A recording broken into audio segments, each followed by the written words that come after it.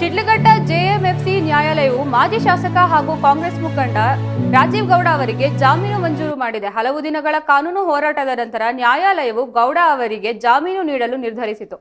ಈ ಬೆಳವಣಿಗೆಯಿಂದಾಗಿ ಅವರ ಬೆಂಬಲಿಗರು ಹಾಗೂ ಕಾರ್ಯಕರ್ತರಲ್ಲಿ ಸಂತಸ ಮನೆ ಮಾಡಿದೆ. ಜಾಮೀನು ಪಡೆದ ನಂತರ ಮಧ್ಯಮ ವರ್ಗದವರೊಂದಿಗೆ ಮಾತನಾಡಿದ ರಾಜೀವ್ ಗೌಡ, ಶಿಡ್ಲಘಟ್ಟ ವಿಧಾನಸಭಾ ಕ್ಷೇತ್ರ ನನ್ನ ಕರ್ಮಭೂಮಿ ಎಂದು ಬಣ್ಣಿಸಿದ್ದಾರೆ.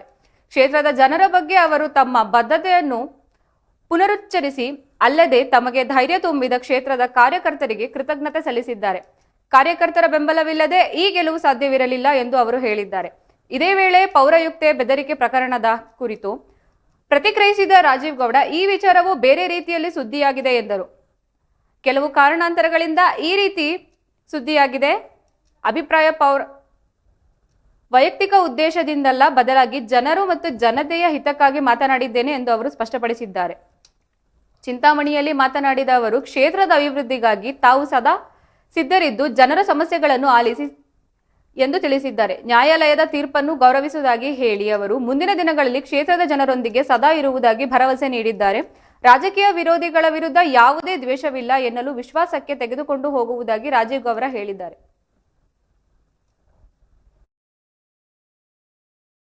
ಒಂದು ಕೋರ್ಟ್ಗೆ ಈ ವಿಚಾರವಾಗಿ ಬಂದಿದ್ದಕ್ಕೂ ಒಂಥರ ಏನೇ ಇದ್ರೂ ಕೂಡ ನಮ್ಮ ಶಿಡ್ಲಘಟ್ಟ ಜನತೆಗೋಸ್ಕರ ಮಾಡಿದಂಥ ಒಂದು ತ್ಯಾಗ ಅಂತಾನೆ ಹೇಳಕ್ ಇಷ್ಟಪಡ್ತೀನಿ. ಯಾಕಂದ್ರೆ ಯಾವುದೇ ಒಂದು ನಾನು ಕಳ್ತನ ಮಾಡಲಿಲ್ಲ, ಕೊಲೆ ಮಾಡಲಿಲ್ಲ. ಆದರೂ ಕೂಡ ಇವತ್ತು ನಮ್ಮ ಶಿಡ್ಲಘಟ್ಟ ಜನತೆಗೆ ನ್ಯಾಯಕ್ಕೋಸ್ಕರ, ಸತ್ಯಕ್ಕೋಸ್ಕರ ಹೋರಾಟ ಮಾಡೋದಕ್ಕೋಸ್ಕರ ಇದು ಕಾರಣಾಂತರಗಳಿಂದ ತೊಂದರೆ ಆಗಿರ್ಬೋದು. ಆದರೂ ಕೂಡ ನಾನು ನ್ಯಾಯಕ್ಕೆ ತಲೆಬಾಗ್ತೀನಿ, ಸತ್ಯಕ್ಕೆ ಗೌರವ ಕೊಡ್ತೀನಿ. ಹಾಗಾಗಿ ಮುಂದಿನ ದಿನಗಳಲ್ಲಿ ನಮ್ಮ ಶಿಡ್ಲಘಟ್ಟ ವಿಧಾನಸಭಾ ಕ್ಷೇತ್ರದಲ್ಲಿ ನಮ್ಮ ಜನತೆಗೆ ಸತ್ಯ ಮತ್ತೆ ನ್ಯಾಯ ಸಿಗ್ಬೇಕು. ಏನೆಲ್ಲ ಹೋರಾಟ ಮಾಡಬೇಕು, ಕಾನೂನು ರೀತಿಯ ಹೋರಾಟ ಮಾಡ್ತೀನಿ.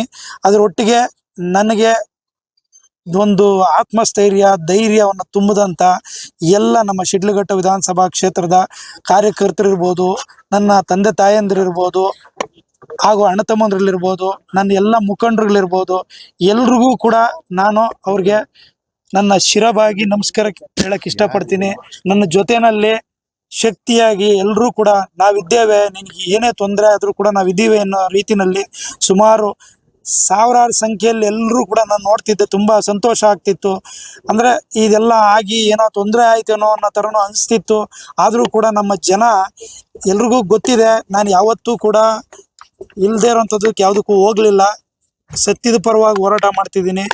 ಕರೋನಾ ಕಷ್ಟ ಕಾಲದಲ್ಲಿ ಇವತ್ತಿನವರೆಗೂ ಏನಾಗಿದೆ ಅಂದರೆ, ಇವತ್ತು ಈ ಒಂದು ವಿಚಾರ ಇಡೀ ನಮ್ಮ ರಾಜ್ಯದಾದ್ಯಂತ, ದೇಶದಾದ್ಯಂತ ಇವತ್ತಿನ ವಿಚಾರ ಇವತ್ತು ಎಲ್ಲ ಕಡೆ ವೈರಲ್ ಆಗಿದೆ ಅನ್ನೋದು ಗೊತ್ತಾಯ್ತು ನನಗೇನಂದರೆ, ಇವತ್ತು ಸುಮಾರು ಒಂದು 10 ವರ್ಷಗಳ ಕಾಲದಿಂದ ನಮ್ಮ ಆಂಬ್ಯುಲೆನ್ಸ್ಗಳ ಸೇವೆಯಲ್ಲಿ 25,000ಕ್ಕೂ ಹೆಚ್ಚಿನ ಜನರ ಒಂದು ಜೀವ ಉಳಿಸಿದೀವಿ. 10 ಆಂಬ್ಯುಲೆನ್ಸ್ಗಳು ಇವತ್ತು ಕೂಡ 24 ಗಂಟೆ ನಿರಂತರವಾಗಿ ಸೇವೆ ಸಲ್ಲಿಸ್ತಾ ಇದ್ದಾವೆ. ಅವರೆಲ್ಲರೂ ಕೂಡ ಹೇಳ್ತಿದ್ದಾರೆ, ನೀವು ಮಾಡಿರೋಂಥ ಒಳ್ಳೆ ಕೆಲಸಗಳನ್ನ ಯಾರೂ ಕೂಡ ನಾವು ಮರ್ತಿಲ್ಲ.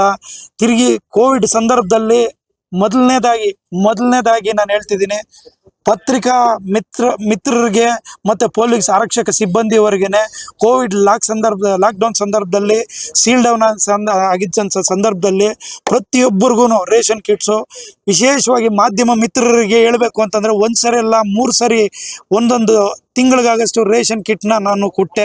ಮುಂದಿನ ದಿನಗಳಲ್ಲಿ ಈ ಕೇಸಿನ ಟ್ರಯಲ್ ಬಗ್ಗೆ, ಸಾಕ್ಷ್ಯಾಧಾರದ ಬಗ್ಗೆ ನಾವು ಹೋರಾಟ ಮಾಡ್ತೀವಿ. ಆದರೆ ನಾವು ನ್ಯಾಯಾಂಗ ವ್ಯವಸ್ಥೆಗೆ ಧನ್ಯವಾದಗಳನ್ನ ಹೇಳ್ತಾ, ಕೊನೆಯದಾಗಿ ಅವ್ರಿಗೆ ಒಂದು ಬೇಲನ್ನು ಕೊಟ್ಟಿದ್ದು, ಅವ್ರನ್ನ ಮುಕ್ತವಾಗಿ ಬಿಟ್ಟಿದ್ದು ಒಂದು ದೊಡ್ಡ ಹೋರಾಟನೇ ಆಯಿತು. ಆದ್ದರಿಂದ ನಾವೆಲ್ಲರೂ ಸಹ ಇಷ್ಟು ದಿನ ಕಾತಿದ್ದಕ್ಕೆ ಫೈನಲಿ ಕೋರ್ಟ್ ಅವ್ರಿಗೆ ಬೇಲನ್ನು ನೀಡೋದಕ್ಕೆ ಧನ್ಯವಾದಗಳು ನೀಡೋದಕ್ಕೆ. 2 ಷರತ್ತುಬದ್ಧ ನಾಯಿಗಳು ಯಾವುದು ಸರ್? 2 ಷರತ್ತುಬದ್ಧ ನಾಯಿಗಳು ಜಾಮೀನು ಅಷ್ಟು ಬಿಟ್ಟರೆ ಇನ್ನೇನು ಷರತ್ತು? 50,000 ಬಾಂಡು, 15,000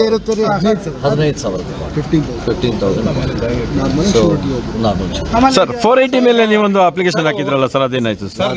480 ಕ್ಲಾಸ್ 1 ಇಲ್ಲ ನ್ಯಾಯಾಧೀಶರು ಸೂಚನೆ ಕೊಟ್ಟರು ತಮಗೆ, ಎಲ್ಲೂ ಪಟಾಕಿ ಸಿಡಿಸೋದು, ಸೆಲೆಬ್ರೇಷನ್ ಮಾಡಬಾರ್ದು ಅಂತ. ಖಂಡಿತವಾಗೂ ಆ ಥರ ಏನು ಮಾಡಲಿಕ್ಕೆ ಯಾರೂ ಏನು ಇಲ್ಲಿ ಆ ಥರ ವ್ಯವಸ್ಥೆ ಮಾಡ್ಕೊಂಡಿಲ್ಲ ಅಥವಾ ಮಾಡಬೇಕು. ಒಂದೇನಂತಂದರೆ, ನ್ಯಾಯಾಂಗದ ತೀರ್ಪಿಗೆ ನಾವು ತಲೆಬಾಗ್ತೀವಿ. ಹಾಗೂ ರಾಜೀವ್ ಗೌಡರು ಇದ್ರ ಬಗ್ಗೆ ಮಾತಾಡ್ತಾರೆ ಬಿಡುಗಡೆ ಆದಮೇಲೆ. ಸೊ ಅವರ ಹೇಳಿಕೆಯನ್ನು ನೀವು ಪಡೆದುಕೊಳ್ಳಿ, ಆದರೆ ನ್ಯಾಯಾಂಗ ತೀರ್ಪಿಗೆ ತಲೆಬಾಗಿ. ಸರ್ 48 ನಾನಿವತ್ತು ಒಂದು